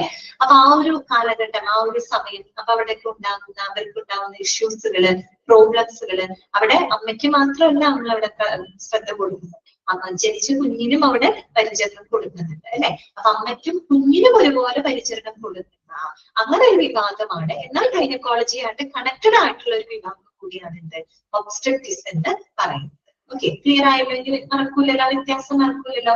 അപ്പൊ നോക്കുക കേട്ടോ, അതൊക്കെ വായിക്കാം. ജസ്റ്റ് ഒരു സെന്റൻസ് മാത്രമേ അവിടെ പറയുന്നുള്ളൂ. Obstetrics is the surgical speciality. Surgical എന്ന് നമുക്ക് എടുത്ത് പറയാൻ പറ്റില്ല, അമ്മയ്ക്കും കുഞ്ഞിനും പരിചരണം കൊടുക്കുന്ന വിഭാഗമാണ് കേട്ടോ. Surgical speciality dealing with the care of mother and child before, during and after child birth. അങ്ങനെ തന്നെ മാർക്ക് ചെയ്ത് വെക്കാം കേട്ടോ. അതായത് അവരുടെ ആ ഒരു ബിഫോർ ദ ചൈൽഡ് ബർത്ത് എന്ന് വെച്ചാൽ പ്രഗ്നൻസി ടൈമിലും അതുപോലെ ഡെലിവറി സമയത്തും ആഫ്റ്റർ ഡെലിവറി, ആഫ്റ്റർ ചൈൽഡ് ബർത്തിന് ശേഷം ഈ പറയുന്ന അമ്മയ്ക്കും കുഞ്ഞിനും അവർക്ക് വേണ്ട പരിചരണങ്ങളൊക്കെ കൊടുക്കുകയും അതുപോലെ സർജിക്കൽ പ്രൊസീജിയറുകളെല്ലാം തന്നെ സ്പെഷ്യലൈസ്ഡ് ആയിട്ടുള്ള ഒരു ഡിപ്പാർട്ട്മെന്റ് ആണ് ഒബ്സ്ട്രക്റ്റിസ് എന്ന് പറയുന്നത്. ഗൈനക്കോളജി നിങ്ങളോട് എങ്ങനെയാ ചോദിക്കാം, ഫീമെയിൽ റീപ്രൊഡക്റ്റീവ് സിസ്റ്റവുമായിട്ട് ബന്ധപ്പെട്ട വിഭാഗം അങ്ങനെ തന്നെ എടുത്തു ചോദിച്ചാൽ കണ്ടിരിക്കുന്നത്. അത് ചോദിച്ചാൽ ഉത്തരം ഗൈനക്കോളജിയാണ്. അതേസമയം അമ്മയ്ക്കും കുഞ്ഞിനും ആഫ്റ്റർ ചൈൽഡ് ബർത്തിന് വരുന്ന ഇഷ്യൂസുകൾ ഹാൻഡിൽ ചെയ്യുന്ന വിഭാഗം ഏതാണെന്ന് ചോദിച്ചാൽ അതിന് ഉത്തരം ഒബ്സ്ട്രക്റ്റിസ് ആണ് പറയുന്നത് കേട്ടോ. ഓക്കെ, ഇനി അപ്പൊ ഒബ്സ്ട്രക്റ്റിസ് നമ്മൾ കഴിഞ്ഞ ഗൈനക്കോളജി കഴിഞ്ഞ് ഇനി ഒരു സ്പെഷ്യാലിറ്റി കൂടെ നമ്മൾ അവിടെ പറഞ്ഞിരുന്നു. ഏതായിരുന്നു? ഇൻഫെർട്ടിലിറ്റി അല്ലെ, വന്ധ്യത അല്ലെ. ആ ഒരു വിഭാഗമാണ് ഇനി നമ്മൾ നെക്സ്റ്റ് പറയുന്നത് കേട്ടോ. അപ്പൊ അടുത്ത സെന്റൻസ് ഒന്ന് നോക്കുക. അസിസ്റ്റഡ് റീപ്രൊഡക്റ്റീവ് എന്താണ്? Assisted reproductive means the assisted reproductive technology എന്ന് വേണം കേട്ടോ. ART അവിടെ ടെക്നോളജി വിട്ടുപോയതാണ്, നിങ്ങളൊന്ന് എഴുതി ചേർക്കുക കേട്ടോ. Technology, assisted reproductive technology, technology ഒന്ന് എഴുതി ചേർക്കുക. ART എന്ന് നമുക്ക് വേണമെങ്കിൽ ചുരുക്കി പറയാം. ഓക്കെ, അപ്പൊ നോക്കുക. Assisted reproductive technology is the special branch of medicine, underline ചെയ്യാട്ടോ, that deals with the infertility issues in both the men and women and involves the കണ്ടോ, അതായത് സ്ത്രീകളിൽ മാത്രമല്ല സ്ത്രീകളിലും പുരുഷന്മാരിലും ഉണ്ടാകുന്ന വന്ധ്യതാ പ്രശ്നങ്ങൾ, ഇൻഫെർട്ടിലിറ്റി ഇഷ്യൂസുകളെല്ലാം തന്നെ കൈകാര്യം ചെയ്യുന്ന ഒരു സ്പെഷ്യൽ ബ്രാഞ്ച് ഓഫ് മെഡിസിൻ ആണിത് ART അഥവാ അസിസ്റ്റഡ് റീപ്രൊഡക്റ്റീവ് ടെക്നോളജി എന്ന് പറയുന്നത് കേട്ടോ. അസിസ്റ്റഡ് റീപ്രൊഡക്റ്റീവ് ടെക്നോളജി അഥവാ ART എന്ന് പറഞ്ഞാൽ it is the special branch of medicine that deals with the infertility issues of both the men and women. സ്ത്രീകളിലും പുരുഷന്മാരിലും ഉണ്ടാകുന്ന വന്ധ്യതാ പ്രശ്നങ്ങൾ കൈകാര്യം ചെയ്യുന്ന ഒരു വിഭാഗമാണ് അസിസ്റ്റഡ് റീപ്രൊഡക്റ്റീവ് ടെക്നോളജി എന്ന് പറയുന്നത്. അപ്പൊ ഈ ഒരു വിഭാഗം എന്തൊക്കെ സേവനങ്ങളാണ് പ്രൊവൈഡ് ചെയ്യുന്നത് നോക്കുക. And it involves the diagnosis of infertility therapeutic technique to improve the fertility and embryology services such as in vitro fertilization. In vitro fertilization, IVF അല്ലെ, IVF ട്രീറ്റ്മെന്റ് എന്നൊക്കെ നിങ്ങൾ കേട്ടിട്ടുണ്ടാവും അല്ലെ. IVF അതിന്റെ ഫുൾ ഫോം ആണ് in vitro fertilisation. എന്താണ് in vitro fertilisation എന്ന് പറഞ്ഞാൽ? അതൊരു ഫെർട്ടിലിറ്റി ട്രീറ്റ്മെന്റ് ആണ് കേട്ടോ. ഫെർട്ടിലിറ്റി ട്രീറ്റ്മെന്റ് എന്ന് പറയുമ്പോൾ അത് നമ്മൾ fertilising an egg with a sperm in a laboratory settings and that is transferring to the fertilizer egg into the uterus. അതായത് നമ്മൾ അവിടെ സാധാരണ രീതിയിലുള്ള ഒരു എന്താ പറയാ സംയോജനമല്ല അവിടെ നടക്കുന്നത്. പകരം എന്താണ് ഈ പറയുന്ന എഗ്ഗിനെ, അതായത് സ്ത്രീകളിൽ നിന്നുള്ള അണ്ഡം അല്ലെ എഗ്ഗ്, അതിനെയും അതുപോലെ പുരുഷന്മാരിൽ നിന്നുള്ള സ്പേം ഉണ്ടല്ലോ ബീജം, അതിനെയും ഒരു ലബോറട്ടറി സെറ്റിംഗ്സിൽ, that means outside the body, ബോഡിക്ക് അകത്ത് വെച്ചിട്ടല്ല ബോഡിക്ക് പുറത്ത് വെച്ചിട്ടാണ്. അതാണ് ഇൻവിട്രോ എന്ന അർത്ഥം കേട്ടോ. In vitro means outside the body എന്നുള്ള അർത്ഥമാണ്. In vitro means outside the body, ബോഡിക്ക് അകത്ത് വെച്ചല്ല ബോഡിക്ക് പുറത്ത് വെച്ച് എന്ന് പറയുന്ന ഏതെങ്കിലും ഒരു ലബോറട്ടറി സെറ്റിംഗ്സില് ഈ പറയുന്ന എഗ്ഗിനെയും സ്പെർമിനെയും തമ്മിൽ എന്ത് ചെയ്യാണ്, കമ്പൈൻ ചെയ്യിപ്പിക്കുകയാണ്. അങ്ങനെ കമ്പൈൻ ചെയ്തിട്ട് അതിൽ നിന്നും എംബ്രിയോ, എംബ്രിയോ എന്ന് പറഞ്ഞാൽ എന്താ, ഭ്രൂണമാണ് അല്ലെ, ഒരു എംബ്രിയോ അതിനെ എന്ത് ചെയ്യാണ്, പ്രൊഡ്യൂസ് ചെയ്യാണ്. എന്നിട്ട് അതിനെ നമ്മൾ ഫെർട്ടിലൈസ്ഡ് എഗ് എന്ന് നമുക്ക് പറയാം. എഗ്ഗും സ്പെർമും കൂടെ ചേർന്ന് കഴിഞ്ഞാൽ പിന്നെ അവിടെ ഒരു എംബ്രിയോ ഫോം ചെയ്യാണ് അല്ലെ, ഒരു ഭ്രൂണം ഫോം ചെയ്യാണ്. ആ ഒരു എംബ്രിയോനെ നമ്മൾ എന്ത് ചെയ്യാണ്, അതിന് ആ ഒരു ഫെർട്ടിലൈസ്ഡ് ആയിട്ട് എഗ്ഗിനെ പിന്നീട് നമ്മൾ എന്ത് ചെയ്യുന്നു, യൂട്രസിനകത്തേക്ക് ഡെപ്പോസിറ്റ് ചെയ്യാണ്. പിന്നെ വളരുന്നത് യൂട്രസിനകത്തായിരിക്കും. പക്ഷെ അവിടെ ആ സംയോജനം നടക്കുന്നത് ഇവിടെ വെച്ചാണ്, ഔട്ട്സൈഡ് ദ ബോഡിയാണ്, ഇൻവിട്രോ ആണ്. അതുകൊണ്ടാണ് ഇൻവിട്രോ ഫെർട്ടിലൈസേഷൻ എന്ന് പറയുന്നത് കേട്ടോ. അപ്പൊ അത്തരത്തിലുള്ള ഇൻഫെർട്ടിലിറ്റി തെറാപ്യൂട്ടിക് ടെക്നിക്കുകള്, കാരണം ഫെർട്ടിലിറ്റി ഇംപ്രൂവ് ചെയ്യുന്നതിന് വേണ്ടിയിട്ട്, പിന്നെ ഇൻവിട്രോ IVF പോലുള്ള എംബ്രിയോളജി സേവനങ്ങളൊക്കെ ഏത് വിഭാഗമാണ് ഹാൻഡിൽ ചെയ്യുന്നത്, ഏത് വിഭാഗമാണ് അത് പ്രൊവൈഡ് ചെയ്യുന്നത്, ART ആണ് കേട്ടോ, അസിസ്റ്റഡ് റീപ്രൊഡക്റ്റീവ് ടെക്നോളജി. അങ്ങനെയായിരിക്കും കാണുക കേട്ടോ, ART അസിസ്റ്റഡ്. അതുകൊണ്ടാണ് അസിസ്റ്റഡ് റീപ്രൊഡക്റ്റീവ് എന്ന് പറയുന്നത്. നോർമൽ റീപ്രൊഡക്ഷൻ അല്ല നടക്കുന്നത്, റീപ്രൊഡക്ഷൻ അസിസ്റ്റ് ചെയ്യാണ് അല്ലെ, അത് ബോഡിക്ക് പുറത്ത് വെച്ച് അതിന്റെ എഗ്ഗിനെയും സ്പെർമിനെയും സംയോജിപ്പിച്ച് അതിനെ എംബ്രിയോ ആക്കി മാറ്റി then that fertilized egg into deposited into the uterus. So it is an assisted reproduction ആണ് അല്ലെ. അതുകൊണ്ടാണ് അതിന്റെ പേര് അങ്ങനെ വന്നത് കേട്ടോ, അസിസ്റ്റഡ് റീപ്രൊഡക്റ്റീവ് ടെക്നോളജി. ക്ലിയർ ആയോ പറഞ്ഞത്? ഓക്കെ ആണോ? അപ്പൊ ഗൈനക്കോളജിയും ഒബ്സ്റ്റെട്രിക്സും അതുപോലെ ART ഒക്കെ നിങ്ങൾക്ക് മനസ്സിലായില്ലേ? വായിച്ചു നോക്കിയേ, ജസ്റ്റ് ഒന്ന് വായിച്ചു നോക്കിയേ.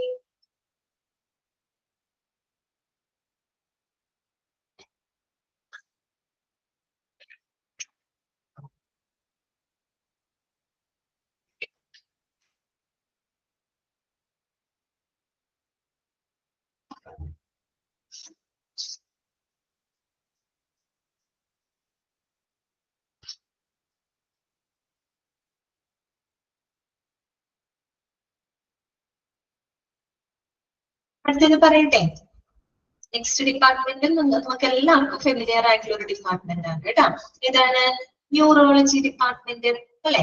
ന്യൂറോളജി എന്നൊക്കെ കേൾക്കുമ്പോൾ എന്തുമായിട്ട് ബന്ധപ്പെട്ടതാണ്, നെർവ്സ്, ന്യൂറോൺസ് അല്ലെ.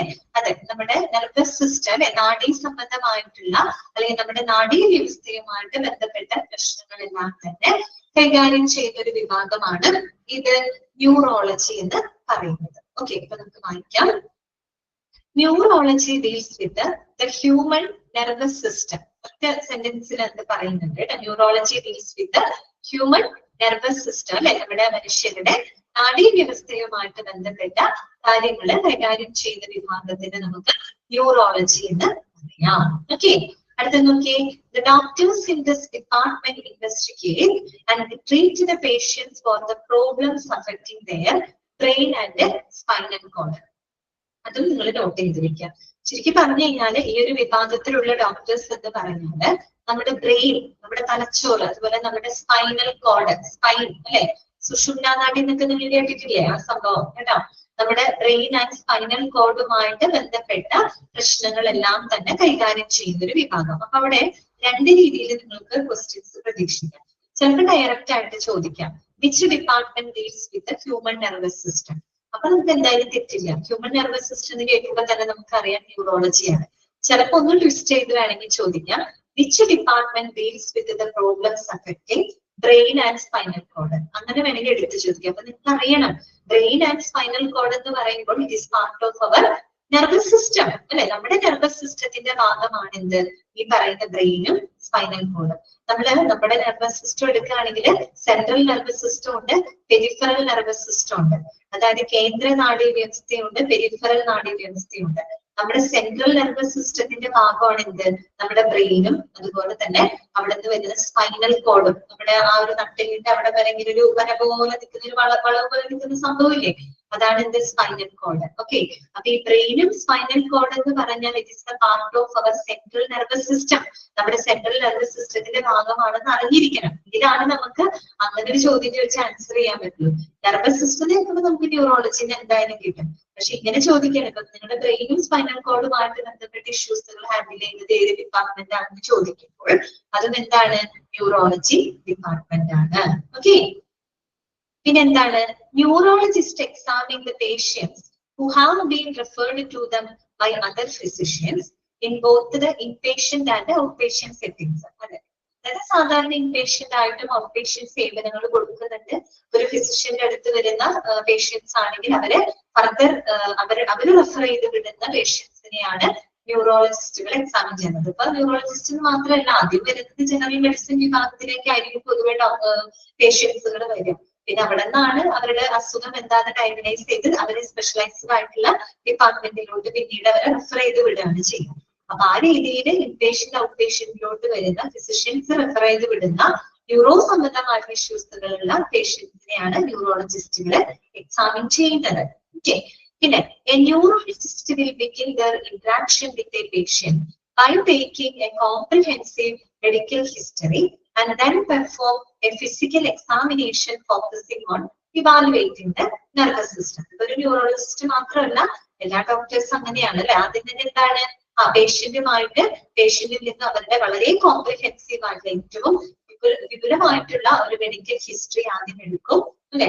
അതിന് പ്രത്യേകിച്ച് ന്യൂറോൺ സംബന്ധമായിട്ടുള്ള ഇഷ്യൂസ് എന്നൊക്കെ പറയുമ്പോൾ അധികം കൂടുതലും ഹെറിഡിറ്ററി ആയിട്ടൊക്കെ വരുന്നതാണ് അല്ലെ. അല്ലാത്തതും ഉണ്ട് കേട്ടോ, പാരമ്പര്യമായിട്ട് വരുന്ന അസുഖങ്ങളാണ് കൂടുതൽ നെർവസ് സംബന്ധമായിട്ടൊക്കെ വരുന്ന ഇഷ്യൂസ് എന്ന് പറയുന്നത്. അപ്പൊ അവരുടെ ആ ഒരു മെഡിക്കൽ ഹിസ്റ്ററി ആദ്യം ഒന്ന് എടുത്തതിന് ശേഷം, അങ്ങനെ എടുത്തുകൊണ്ടാണ് അവര് ആ ഒരു ന്യൂറോളജിസ്റ്റ് പേഷ്യൻസുമായിട്ടുള്ള ഒരു ഇടപെടലുകൾ, ഇന്ററാക്ഷൻസ് അവരവിടെയാണ് ആരംഭിക്കുന്നത്. പിന്നെ അതിനുശേഷമാണ് നെർവസ് സിസ്റ്റത്തിന് ഫോക്കസ് ചെയ്തുകൊണ്ടുള്ള ആ ഒരു ഫിസിക്കൽ എക്സാമിനേഷൻ കാര്യങ്ങളെല്ലാം തന്നെ പെർഫോം ചെയ്യുന്നത്. ഓക്കെ, പിന്നെന്താണ്, components of the neurological examination include, അതൊന്ന് നോട്ട് ചെയ്ത് വെക്കുക കേട്ടോ. ഒരു ന്യൂറോളജിക്കൽ എക്സാമിനേഷൻ അകത്ത് ഉൾപ്പെടുന്ന എന്തൊക്കെ കമ്പോണന്റുകൾ, നമ്മളൊരു ന്യൂറോളജിക്കൽ എക്സാമിനേഷൻ, ഒരു ന്യൂറോളജിക്കൽ പരിശോധന എന്ന് പറയുമ്പോൾ എന്തൊക്കെ കമ്പോണൻസുകളാണ് അതിനകത്ത് വരുന്നത്, എന്തൊക്കെ കാര്യങ്ങളുടെ പരിശോധനകളാണ് നമ്മൾ അതിനകത്ത് നടത്തുന്നത്, അതൊന്ന് നിങ്ങൾ അറിഞ്ഞിരിക്കുക കേട്ടോ. എന്തൊക്കെയാണ്? It include assessment of the patient's cognitive function, motor strength, sensation reflexes, coordination and gait.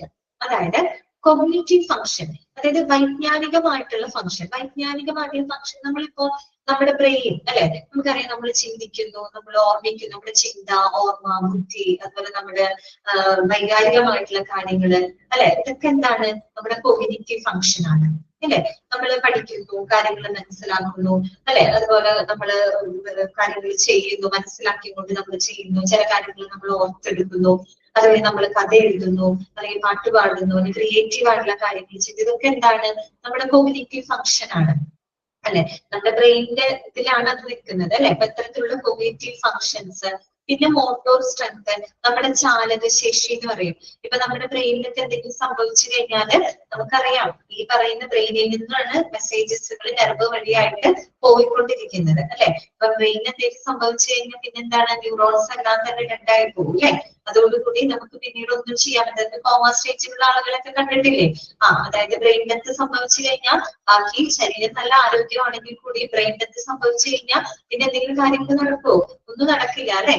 അതുപോലെ തന്നെയാണ് അപ്പൊ മോട്ടോർ സ്ട്രെങ്ത്, നമ്മുടെ ചാലകശേഷി, നമുക്ക് കൈകാലനക്കാനും നമ്മൾ കാര്യങ്ങൾ ചെയ്യുന്നതൊക്കെ ഈ ഒരു ബ്രെയിനിൽ നിന്ന് വരുന്ന മെസ്സേജസിനെ ബേസ് ചെയ്തിട്ടാണ്.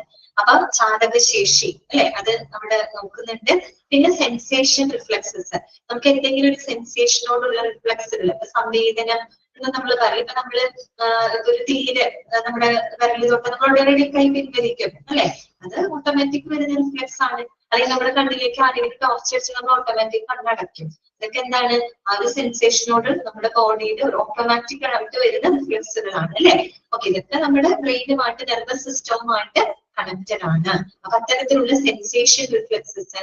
പിന്നെ കോർഡിനേഷൻ പറഞ്ഞല്ലോ, ബ്രെയിനിൽ നിന്ന് വരുന്ന മെസ്സേജുകളെ ന്യൂറോൺസ് വഴിയായിട്ടാണ് നമ്മൾ എന്ത് ചെയ്യുന്നത്, കൺവേ ചെയ്തുകൊണ്ടാണ് ആ ഒരു കോർഡിനേഷൻ അവിടെ നടക്കുന്നത്. അപ്പൊ അത്തരത്തിലുള്ള കോർഡിനേഷൻ. ഗേറ്റ്. ഗേറ്റ് എന്താണ്? നടത്തമാണ് കേട്ടോ. നടത്തം, വാക്കിംഗ്, നമുക്ക് നടക്കാൻ കഴിയുന്നത് മോട്ടോർ സ്ട്രെങ്ത്തിൽ വരുന്ന കാര്യങ്ങളാണ്. അപ്പൊ ഇത്തരം കാര്യങ്ങളുടെ എല്ലാം തന്നെ അസസ്മെന്റുകളാണ് ന്യൂറോളജിക്കൽ എക്സാമിനേഷൻ അത് നടക്കുന്നത്. ഈ ന്യൂറോളജിസ്റ്റിനെയൊക്കെ കാണാൻ പോയിട്ടുള്ളവരുണ്ടെങ്കിൽ അവർ അറിയാൻ പറ്റും അല്ലെ. അവിടെ ഡോക്ടർ ചെല്ലുമ്പോൾ നമ്മളെ പരിശോധിക്കും. കൈ പൊക്ക്, കാല് പൊക്ക്, വിരലുകൾ അനക്ക്, പിന്നെ അവരുടെ കയ്യിൽ ഒരു പ്രത്യേക സ്റ്റിക്കൊക്കെ ഉണ്ട്. ആ സ്റ്റിക്കൊക്കെ വെച്ച് അവരെ നമ്മുടെ കാലിന്റെ ഇടം തട്ടി നോക്കുക.